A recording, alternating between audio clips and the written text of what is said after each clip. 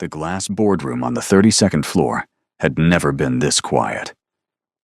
Nadia Adebayo stood at the far end of the table, a closed folder pressed against her chest, her heartbeat the only sound she could hear above the ringing silence. Seo Yaon, polished, perfumed, draped in a cream Chanel suit, pointed one manicured finger across the table and screamed the words she had been saving for weeks. "You are fired! You are fired! Security! Get this woman out of my building!" Every executive in the room held their breath. Nobody moved. Nobody spoke. And Nadia, the secretary, the girl they forgot was in the room, the woman they underestimated from the very first day, set the folder down slowly, opened it to page 3, and slid it across the polished table without a single tremor in her hand. "Read it," she said quietly. "Before you finish that sentence, read it." The door opened. The room turned. And Shin Hyun-woo, the most feared man in Seoul, walked in. His eyes didn't go to his wife. They went straight to Nadia. And something in that gaze made the most powerful people in the room feel, for the first time, genuinely afraid. Welcome to Afrohan Tales, Beasties.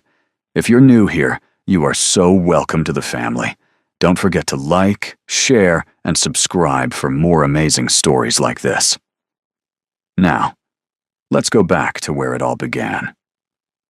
The morning Nadia Adebayo walked into Shin Group Holdings for her first day, she wore a navy wrap dress, sensible heels, and the particular calm of a woman who had survived harder things than a new job.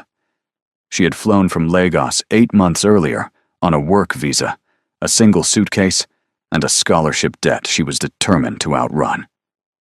Seoul was clean and fast and cold in ways Lagos never was, and she had learned its rhythms quickly: the bowing, the hierarchy, the silence that meant more than words.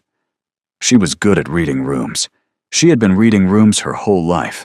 Shin Group Holdings occupied the top 12 floors of a glass tower in Gangnam. From the outside, it looked like every other conglomerate. Shareholder reports, charity galas, a website full of smiling faces. From the inside, if you paid attention, it felt like something else entirely. Deliveries that arrived after midnight, visitors who never signed the guest log, meetings that happened in rooms with no windows and no minutes taken afterward. Nadia paid attention to all of it. She said nothing about any of it. She needed the job. Her younger brother Emeka was in his second year of engineering at the University of Lagos, and her salary was the only thing standing between him and dropping out. So she arrived early, left late, made no mistakes, and kept her eyes open and her mouth closed. Her direct boss was Shin Hyun-woo. She had Googled him before the interview, the way any sensible person would. 38. CEO of Shin Group since he was 31. Educated in the US and Switzerland. Unmarried, the article said, though that had changed 6 months ago in a quiet civil ceremony that produced exactly 1 photograph and 0 press releases. He was tall, angular, with the kind of stillness that made rooms rearrange themselves around him. In person, he was more contained than his photographs suggested, like something compressed to its most essential form. Nothing wasted, nothing soft. He looked at Nadia on her first day with the same measured assessment he probably gave quarterly reports, and said, "You'll manage my calendar, correspondence, travel, and anything else that keeps this office running. I don't repeat instructions. I don't explain my schedule to people who aren't in this room, and I don't tolerate errors." "Understood," Nadia said. He almost looked surprised that she didn't flinch. The first 3 months were fine, better than fine. Nadia was exceptional at her job in the way that people who have everything to prove always are. Meticulous, anticipatory, 3 steps ahead of whatever he needed before he needed it. She rescheduled a meeting that would have conflicted with a government filing deadline he hadn't noticed. She drafted correspondence in the precise, measured tone he preferred without being told. She learned that he took his coffee at exactly 68 degrees, that he moved his 3 o'clock when his neck was bothering him, and that the only time his composure ever cracked, just slightly, just around the edges, was when someone wasted his time. He noticed her work. She could tell by the way he stopped triple-checking things she'd handled. He never said so. He said very little to her that wasn't functional. But twice, just twice, something passed between them that wasn't functional at all. The first time was when she caught an error in a contract that his 3-person legal team had missed. She flagged it quietly, placed the corrected page on his desk, and turned to leave. He said her name. Not Miss Adebayo, just Nadia. She turned back, and he was looking at her with an expression she couldn't quite classify. Not gratitude, something more careful than that. Good catch, he said. She nodded and left, and stood in the corridor for a moment with her hand flat against the wall, breathing.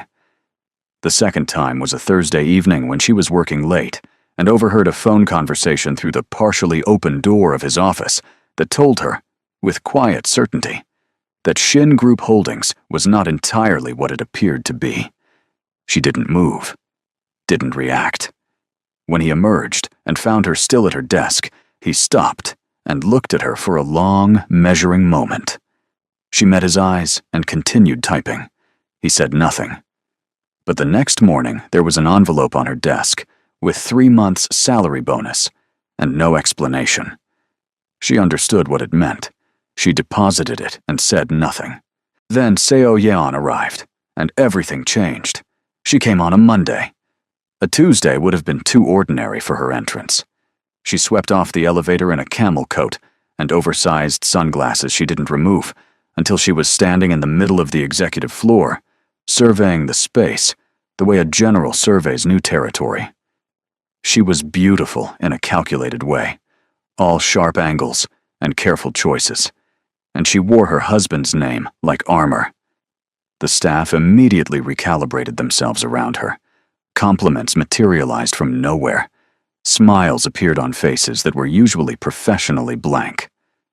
Nadia looked up from her desk, assessed the situation in approximately 4 seconds, and went back to the report she was proofreading. Seo Yeon noticed. She walked over slowly, stopped in front of Nadia's desk, and waited. Nadia finished the sentence she was reading before she looked up. Good morning. Can I help you? Seo Yeon tilted her head. You must be the secretary. The word landed with a specific weight, not quite an insult, precisely, but close enough to its outline. I'm Mr. Shin's executive secretary, yes, Nadia said pleasantly. I'm Nadia. She did not add ma'am. Seo Yeon's smile thinned at the edges. I'll need you to clear his 4 o'clock on Thursday. I'm taking him to dinner. Nadia glanced at the calendar.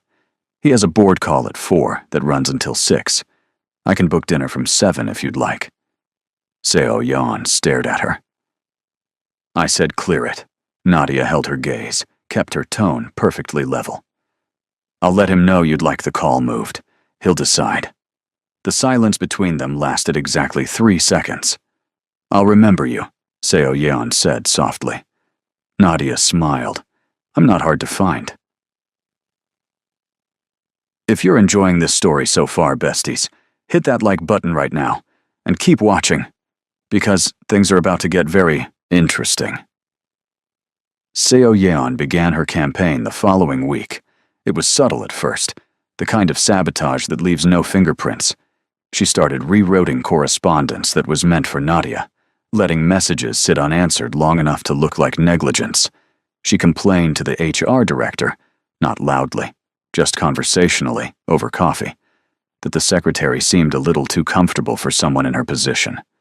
She piled additional duties onto Nadia's desk without going through Hyunwoo, organizing the company charity gala, managing vendor calls for a corporate event, coordinating the renovation of the executive lounge. None of it was Nadia's job. All of it was designed to overwhelm her. Nadia did it all. Perfectly. Without complaint. She worked through 2 lunches in 1 weekend and delivered everything early. She could feel Seo Yeon's frustration from across the floor, the particular irritation of someone who has thrown a trap and watched it fail. Hyunwoo said nothing about any of it, but one afternoon, Nadia arrived at her desk to find that 2 of the extra tasks Seo Yeon had assigned had been quietly reassigned elsewhere, by him, without explanation. She stared at the updated task list on her screen and felt something warm move through her chest that she immediately, firmly, put away. He was her boss. That was all. The following week, Seo Yeon escalated. She began making comments about Nadia in front of other staff. Nothing explicit. She was too clever for explicit. Just small, corrosive observations. Nadia, is that how we dress for the office? When Nadia wore a printed wrap dress that was entirely professional. I'm not sure English is the issue. Perhaps it's just a cultural thing. When Nadia presented a communication perfectly in Korean, she called her girl twice in one day. Each time, Nadia absorbed it without expression, and each time, something in her grew quieter and harder and colder than before. Then came the day Seo Yeon walked into a meeting Nadia had prepared, took Nadia's briefing notes, presented them as her own strategy, and received a full room of applause. Nadia sat against the wall where secretaries sit and watched it happen and said absolutely nothing. That evening, walking to the subway, she called her mother in Lagos and talked about nothing. The weather, Emeka's grades, a new restaurant near her apartment. She didn't mention any of it. When she hung up, she stood on the platform as the train came and told herself, "Not yet. Not yet." She started noticing things that week, not intentionally. Nadia had not gone looking for anything. She was simply, as she had always been, present, observant, invisible in the way that only people who have learned to survive in rooms that weren't built for them ever truly become invisible. The wire transfer confirmation was left on the printer on a Wednesday morning.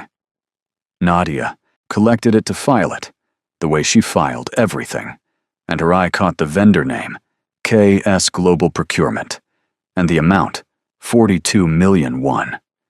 She had processed a catering invoice through that same vendor 3 months ago, for an event she had never been able to find any record of. She photographed it with her phone before filing it, the way she would photograph anything unusual, just in case. The phone call happened 2 days later. Seo Yeon was in her temporary office, Hyunwoo's second conference room, which she had claimed without asking, with the door half open, the way people leave doors when they've forgotten the furniture can hear. "It's already moved," Seo Yeon said, laughing softly into the phone. "They'll never find it in the procurement line. Relax." Nadia, typing at her desk outside, did not pause, did not look up, but her fingers slowed for exactly 3 seconds before she resumed. She added it to the note on her personal phone, the note that was growing. The Thursday Seo Yeon called her in, there were 2 senior managers in the room. Nadia stood in the doorway and already knew what was coming. She had learned to read Seo Yeon's cruelty the way she read everything, ahead of it, prepared. "We've been reviewing your performance," Seo Yeon began, "and the WI was designed to make it official, to give it the weight of institution. We feel you're not quite the right fit for this level of the organization." She paused to let it land. "We're reassigning you to front reception, effective Monday." One of the managers looked at the floor. The other looked at Nadia, with something close to apology in his eyes. Nadia took a breath, nodded once, turned and walked back to her desk. She sat down, opened her personal phone, looked at the note she had been building for 3 weeks. Fragments, numbers, names, dates. She had been telling herself it was just observation, just documentation, just the habit of a careful woman who had learned never to be caught unprepared. But sitting there, with the heat of public humiliation still burning in her chest and the sound of Seo Yeon's satisfied silence still in her ears, she stopped pretending. She knew what she had. She knew what it meant. And she knew what she was going to do with it. The next morning, Seo Yeon had Nadia's access card deactivated at 10 a.m. No warning. No email. Security appeared at her desk with the particular embarrassment of men who know they're being used as weapons. The entire floor watched in silence as Nadia collected her personal items, her notebook, her lip balm, the small framed photo of Emeka on his graduation day, and placed them in her bag with perfect, unhurried calm. She rode the elevator to the lobby. The security guard, a young man named Junho, who had always greeted her by name, couldn't meet her eyes. "It's okay," she told him quietly. "This isn't your fault." She walked out into the cold Seoul morning and stood on the pavement for a long moment. The city moved around her. A woman in a hurry clipped her shoulder. A food delivery motorcycle wove between taxis. The sky was the particular white-gray of a Seoul winter morning. No sun, no drama, just cold and real and indifferent. Nadia straightened her coat, took out her phone, opened her contacts to a number she had never used for anything personal. Shin Hyun-woo's private line. Her thumb hovered over it for 4 seconds. Then she typed, "We need to meet. Not about work, about your house." She pressed send before she could think about what it meant. He replied in 4 minutes. "Tonight. I'll send an address." The restaurant had no sign outside. The address he sent led her to a narrow street in Itaewon, where a single black door stood between a closed flower shop and a dry cleaner. She knocked. A man in a dark suit opened it, assessed her, silently, and stepped aside. Inside, past a low-lit corridor and a set of stairs, was a private dining room. 1 table, 2 chairs, a window that looked over the Han River like a secret. Hyun-woo was already there. He stood when she entered, which she hadn't expected, and gestured to the chair across from his. He was in a dark suit without a tie, which was the most undone she had ever seen him, and it made him look simultaneously less like a CEO and considerably more dangerous. She sat. She placed her phone on the table and opened her notes. "Thank you for meeting me," she began. "You said it was about my house," he said. His voice was level, unreadable. "It is." She turned the phone toward him and began walking him through it. The vendor, the invoice, the wire transfer, the phone call, the dates that aligned in a pattern that only made sense one way. She spoke for 11 minutes without stopping, without editorializing, without looking away from him. When she finished, she sat back and waited. The silence lasted a long time. "You know what kind of company this is," he said finally. Not a question. "I know enough," she said. "Which is why I came to you, and not anyone else." He leaned forward slightly. "What do you want?" She had rehearsed this part. "My job back, my original role, and I want it given back to me in front of the people who watched me be walked out." He looked at her for a long time. The river moved behind the window. The room was very quiet. "Done," he said. She nodded, started to gather her things. Then he said, "How long did you know?" She paused. "That something was wrong with the company generally. About 10 months. That your wife specifically was stealing from it. 3 weeks. And you said nothing. For 10 months. I needed the job," she said simply. "And it wasn't my business." "And now?" She met his eyes. Now she made it my business. Something moved in his expression, the tiniest shift, like a door opening a centimeter in a sealed room. He almost smiled. She thought it might be the first real thing she had ever seen on his face. "I'll reinstate your access tonight," he said. "Board meeting Monday. Don't be late." She stood. "I'm never late." She was almost at the door when he said her name. Not Miss Adebayo, just Nadia. She turned. "Have you eaten?" She blinked. No. Sit down."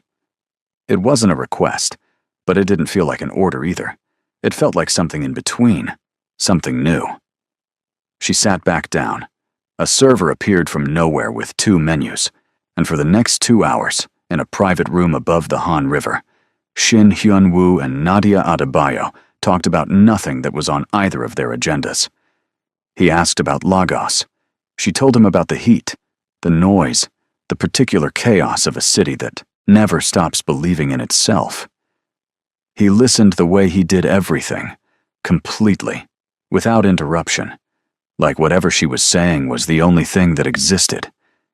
She asked him, because something about the evening had loosened her careful tongue, when he had first realized that the life he'd built couldn't be undone. He was quiet for a long moment. Then he said, "When I was 24, I made a choice I told myself was temporary. Temporary lasted 14 years. Do you regret it?" He looked at her. "I regret some of what it cost other people." She understood that he wasn't going to say more than that, and she didn't push. They ate, they talked. The river moved outside. When he drove her home, in a black car that appeared from nowhere, the driver invisible behind a partition, they sat in silence for most of it, the city passing outside like a film neither of them was watching. At her building, he stopped the car, but didn't get out. Immediately, she gathered her things. Her hand was on the door. "You're the most dangerous person I've ever met," he said quietly.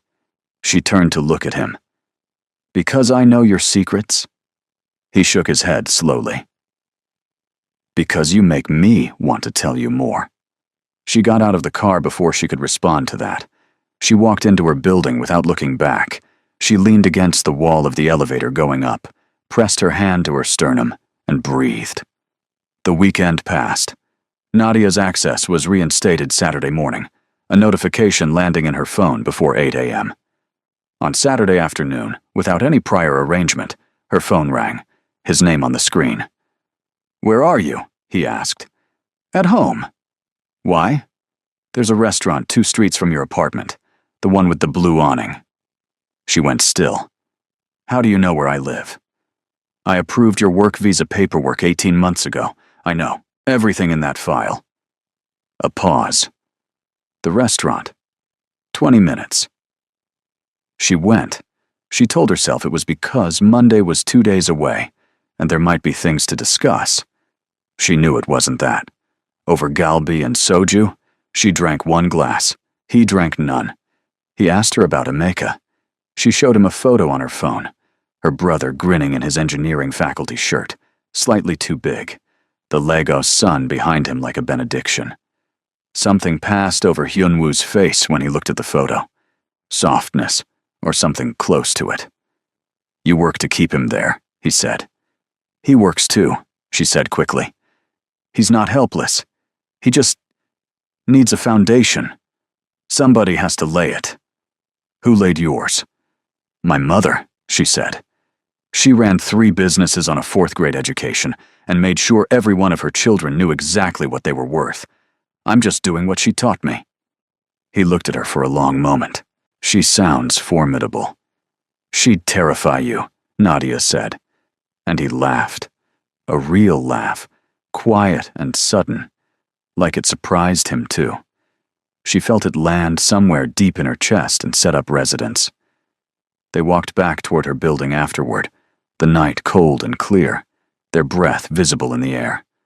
At her door, he stopped. There was a moment, just a moment, where the space between them felt like a question neither of them had answered yet. Then he stepped back and said, "Monday, 8 a.m. She nodded. She went inside. She didn't sleep. Monday morning, 8 a.m. Nadia walked off the elevator in a deep burgundy dress, her hair pulled back, her posture carrying the particular dignity of a woman who has decided she will not apologize for being in a room. The executives assembling for the board meeting looked up, some with surprise. One, Mr. Park, from finance, with obvious relief. SEO Yeon arrived at 8:45, immaculate and composed, accompanied by a personal assistant she'd hired without approval.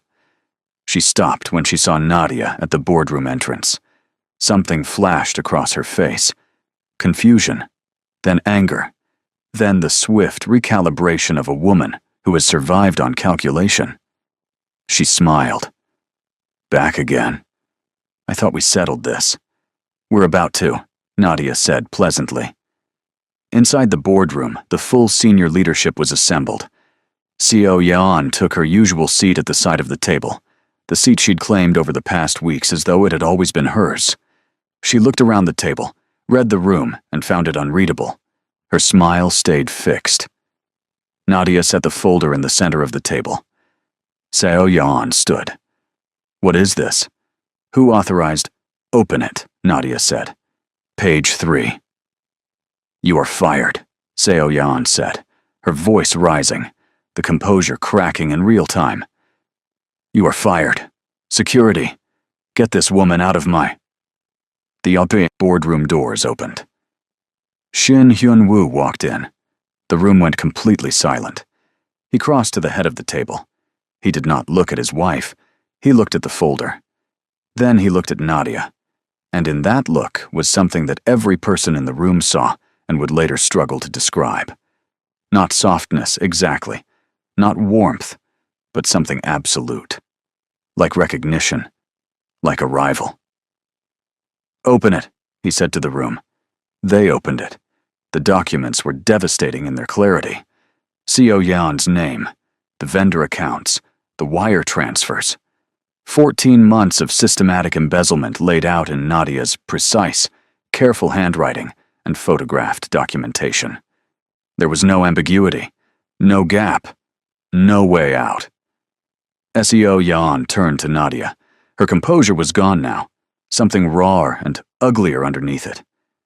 You're just a secretary, she said, her voice shaking. You are nobody. You don't belong in this room.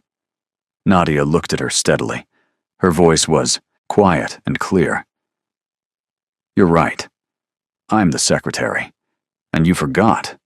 The secretary knows everything. The silence that followed had a different quality, not tension. Conclusion. Hyun-woo addressed the board without raising his voice. Seo Yan's supervisory role is terminated, effective immediately. All associated accounts are frozen. A full financial review begins today. He paused. Nadia Adebayo is reinstated to her position with immediate effect, and an upgraded title and executive access as of this morning. He looked around the table. This meeting is adjourned.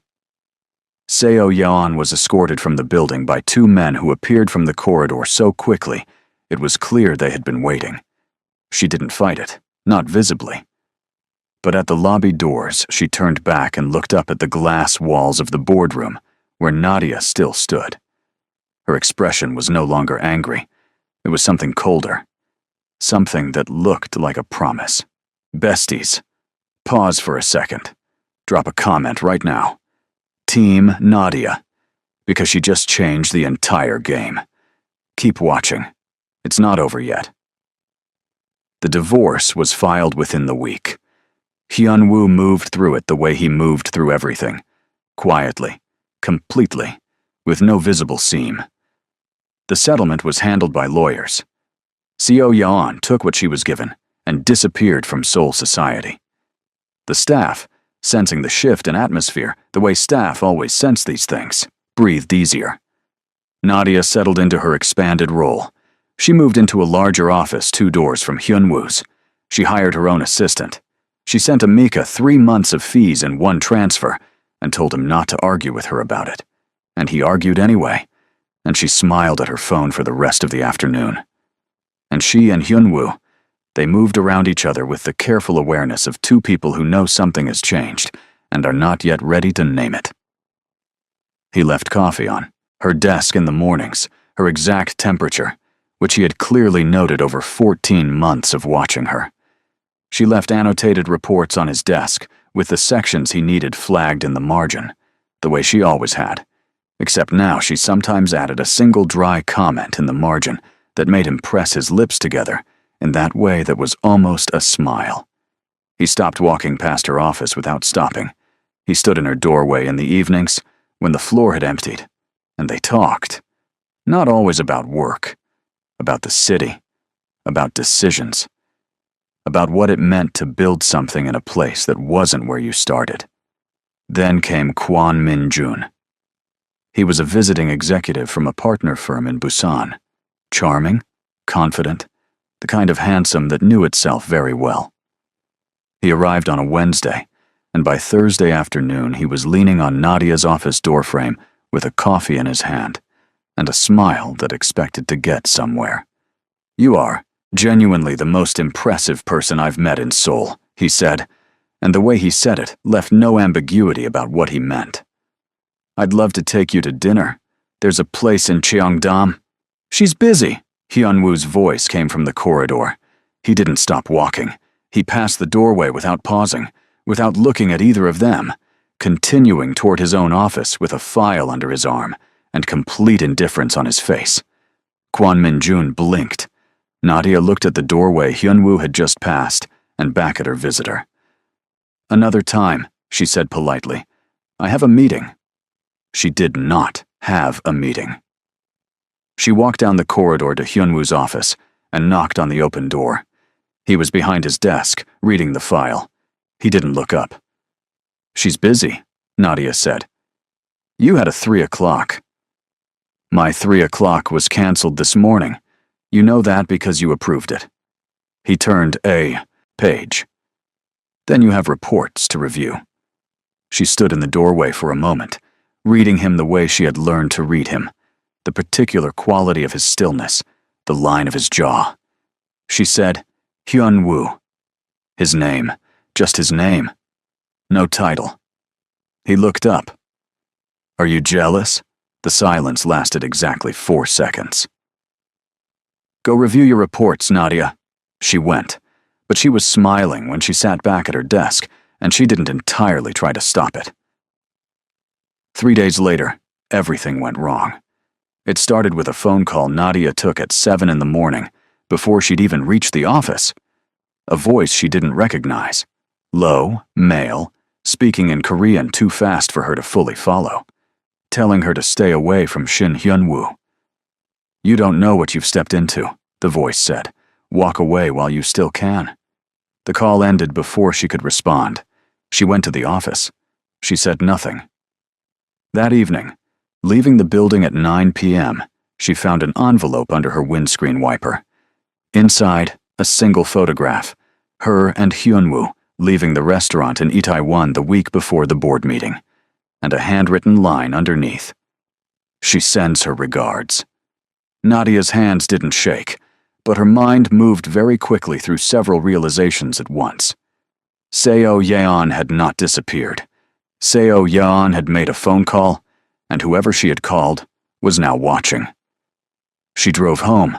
She sat in her apartment with the lights off for 20 minutes. Then she picked up her phone. "Something is happening," she typed to Hyun-woo. "I need to show you something." He was at her apartment in 35 minutes. She showed him the photograph, told him about the call. He looked at the image for a long time, his expression doing nothing visible, and then he looked at her. "Pack a bag," he said. "I'm not running. I'm not asking you to run. I'm asking you to not sleep, alone in an apartment that 3 different people now know the address of." She looked at him. He looked back, steady, immovable. She packed a bag. His apartment occupied the entire top floor of a building in Hanam-dong that did not appear in any real estate listing.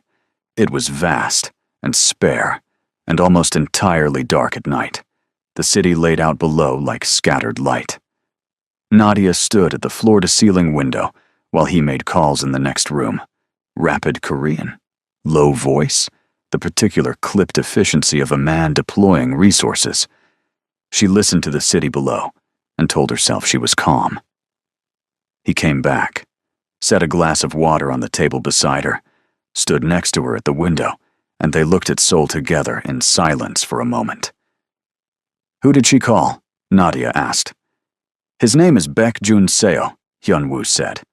"He runs a competing organization. He and I have history." "How bad?" "Bad enough that he's been looking for Leverage over me for 6 years. He paused. He found it. She turned to look at him. I'm the leverage. He didn't look away. Yes, she absorbed that. So I made things worse for you. No, his voice was very quiet. You didn't make anything worse. I did, by not protecting you sooner. Hyun-woo, I've been watching you for 14 months, he said. Watching you work and adapt and survive and never ask for anything you didn't earn. I told myself it was professional regard, that I was simply noting a capable employee. He stopped. Outside, the city moved and glittered, indifferent. I was lying to myself. The room was very quiet. I'm your secretary, she said softly. You were my secretary, he said. Now you're the woman that Baek Junseo thinks he can use against me, which tells you everything about how obvious I've apparently been. She looked at him for a long time. This man, contained, powerful, feared by entire networks of dangerous people, standing in his own apartment looking at her, with something on his face that she had no word for, except open. Like the door she'd heard in his voice the night in the restaurant had swung fully, finally, all the way. What happens now? She asked. Now I deal with Baek, and you stay here where I can. He stopped, amended. Where you'll be safe. And after? He looked at her. After, he said carefully. Depends on what you want. She stayed 3 days. They were the strangest 3 days of her life. Not frightening, exactly, though they should have been. His people moved around the city doing things she didn't ask about. Information came in. Decisions went out. She worked from his apartment on her laptop, filed reports, managed his calendar from across the table from him, like they had always done this. Like this was simply where she worked. They ate meals together that his housekeeper prepared and left quietly. They talked in the evenings when the work was done. Really talked. The kind of talking that only happens when the ordinary excuses for staying surface have been removed. He told her about being 19 and making a choice that couldn't be unmade. She told him about her father leaving when she was 12, and her mother rising up in the space he left, and being, somehow, more than enough. He listened to all of it with the full, complete attention that was the most intimate thing she had ever experienced from another person. On the third night, she fell asleep on his sofa over a report she was reading. She woke to find a blanket over her, cashmere, warm, and the lamp turned low, and him still at the desk, working, his profile lit by the screen. She watched him for a moment in the dark, the careful architecture of him, the particular solitude of a person who has built walls so high they'd forgotten there might be a door. Hyun-woo, she said softly. He turned. Come sit with me. He crossed the room and sat beside her on the sofa, not close, but close enough. Close enough that she could feel the warmth of him. The city moved below the windows. The apartment was quiet. She leaned her head back and looked at the ceiling and said, I'm scared. Of Baek? Of this. She didn't look at him. Of you. Of what this is. He was quiet for a moment. Then his hand found hers on the cushion between them, not grasping, just resting there. Warm. Certain. So am I, he said. The situation with Baek Junseo resolved itself on a Thursday, and not in the way Nadia expected. She was back in the office. Hyun-woo had arranged for additional security, visible and invisible, when she received a message from an unknown number. A location, a time, and a single line. Come alone, or he finds out what his secretary has really been doing. It was a trap so obvious it almost insulted her. Almost. But the attachment that came with it, a doctored document, fabricated but convincing, designed to make it look like Nadia had been feeding information to a third party for months, made her understand the stakes. Baek didn't just want leverage. He wanted to destroy Hyun-woo's trust in her, make him doubt her. Because a Hyunwoo who doubted Nadia was a Hyunwoo who was alone, and a Hyunwoo who was alone was vulnerable.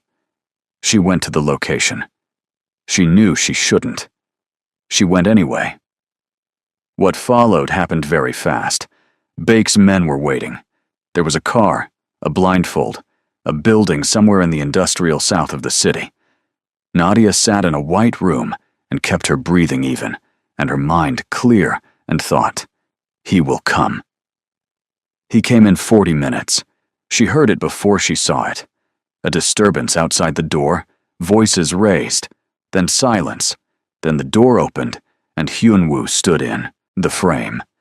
He looked at her, the full length of her, checking, and something in his face that had been pulled tight and dangerous released slightly.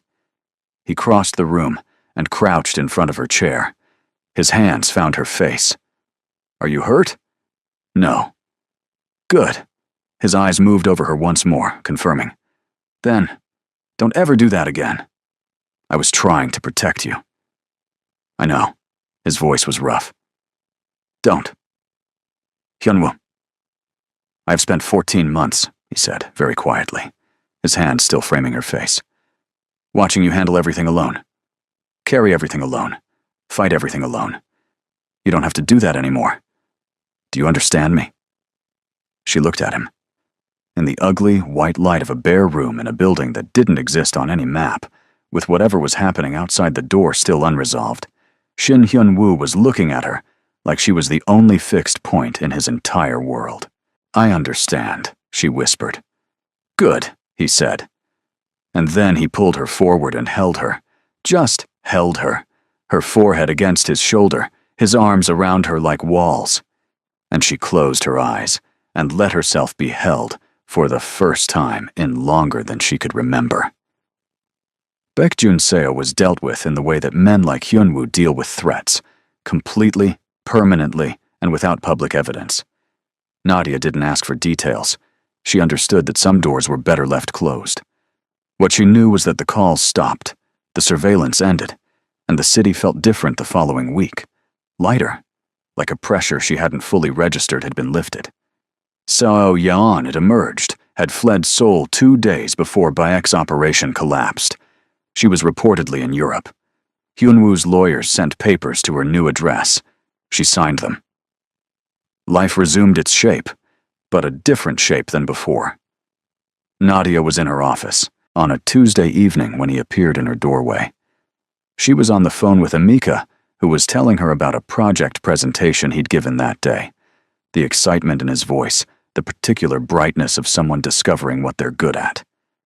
She held up a finger to Hyunwoo. 1 minute.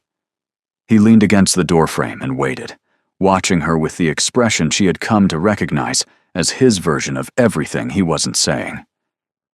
"Tell me everything on Sunday," she told Amika.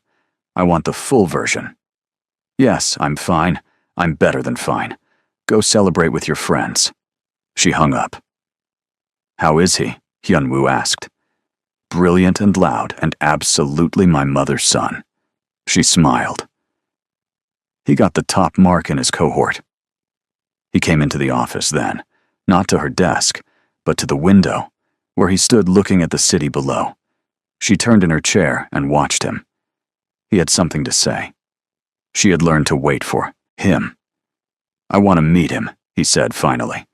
"Emeka, when he visits." She was very still. "Why?" He turned from the window and looked at her directly. "Because he's important to you, and everything important to you." He stopped. Tried again. "I want to know your life, Nadia, not just the parts that overlap with mine." The city was brilliant beyond the glass. She looked at him. This man who had built an empire and fortified himself inside it, who was standing in her office on a Tuesday night, asking, with all the careful restraint of a person who had forgotten how to want things, without caution, to be let in. "Okay," she said softly. He breathed. Just once. Just visibly. Then, "Have dinner with me. Not for work. Not for strategy." He held her gaze. "For us. Is there an us?" "There has been," he said quietly. For a long time. I just wasn't ready to say it out loud. She stood. She crossed the room, toward him. She stopped close enough that the space between them was no longer a question. Then say it now, she said, out loud. He looked at her, and for the first time since she had known him, there was nothing contained about it. I love you, he said. I have for a long time, and I know what I am and what my life is, and I'm not asking you to close your eyes to any of it. I'm asking you to stay in it. With me. Nadia looked at him for a long moment. The city shimmered behind the glass. Somewhere in Lagos, Emeka was celebrating. Somewhere in Europe, Seo Yan was starting over with nothing. And here, on the 32nd floor of a building that was more than it appeared, a man who had forgotten how to ask for things was asking. She reached up and put her hand against his jaw. He closed his eyes for exactly 1 second. Just one. Like the touch was something he needed to receive slowly. I'm not going anywhere, she said. Dinner he took her to that Friday was in a restaurant so beautiful it seemed architecturally impossible. All glass and candlelight suspended over the Han River. She wore a deep green dress, and he looked at her when she walked in like she had arranged the stars himself. They ate and talked and laughed. She laughed enough that the couple at the next table looked over and smiled reflexively, the way people smile at joy they didn't know they needed to see. Over dessert, he reached into his jacket pocket and set something on the table between them. A key, not a ring, a key. My building, he said. Your floor, your space. Nothing changes unless you want it to. He looked at her steadily. But I want you close. I want to know you're there. She picked up the key, turned it over in her palm. This is a very non-traditional declaration, she said. I'm a non-traditional person. You're a terrifying person. And yet, he said, softly, here you are. She closed her fingers around the key. Here I am. 3 weeks later, Nadia sat at her new desk on the executive floor, the corner office with the full Seoul skyline, the one she had been given after the board meeting, and had slowly, carefully, made entirely her own. Her phone was to her ear. Emeka, your fees are paid. All of next year. Don't argue with me. I said don't. Because I can. That's why. She listened, laughed. Yes, all of it. You focus on your project. I know. I'm proud of you too. She hung up. The city was extraordinary through the glass, late afternoon turning the Han River to hammered gold. She sat in the quiet of it for a moment, her hand resting on the desk, the key to Hyunwoo's building on her keychain, feeling for the first time in years like the ground beneath her was solid, not borrowed, not temporary. Hers. A knock at the open door. She looked up. Hyunwoo stood in the frame. He had 2 coffees, hers at exactly 68 degrees, which she knew because he had never once gotten it wrong. He set hers on the desk. He looked at her the way he'd been looking at her since the night in the bare white room. Openly, completely, without the careful management she'd spent 14 months learning to read beneath. Good call, he asked. The best, she said. He nodded, turned to go. She said, stay. He turned back. Stay, she said again. It's late. The city's beautiful. And she stopped, smiled. I don't want to look at it alone. He came back into the room. He pulled the other chair to the window, not to her desk, to the window, so they could both see it. He sat beside her. Seoul spread below them in every direction, alive and enormous, and lit like a living thing. She leaned her shoulder against his. He didn't move away. They sat in the quiet of it together. This woman who had come to Seoul with a suitcase and a determination to be underestimated no longer, and this man who had built walls around himself so high he'd forgotten what it felt like to want to come down from them. The river moved. The city breathed. The sky darkened slowly to the particular deep blue of a Seoul evening, that shade between day and night, when anything feels possible. For the first time in a very long time, they were both exactly where they were supposed to be. But somewhere in Europe, a woman was making another phone call. And this time, the person who answered was someone who didn't just want leverage. He wanted the throne. And he'd just found the perfect reason to come to Seoul. Part 2 is coming, besties. And trust me, you are not ready. Thank you so much for watching this story all the way to the end. You are the best audience in the world, and I mean that. If this story moved you, made you scream, made you smile, or made you feel things you weren't ready for, please like this video, share it with someone who needs a good love story today, and subscribe if you haven't already. Drop in the comments, are you Team Nadia? And tell me, do you want part 2 where Seo-yeon comes back for revenge? Because Nadia and Hyunwoo's story is far from over. I love you all so much. See you in the next one. This is Afrohan Tales, where love is never simple, but it is always worth it.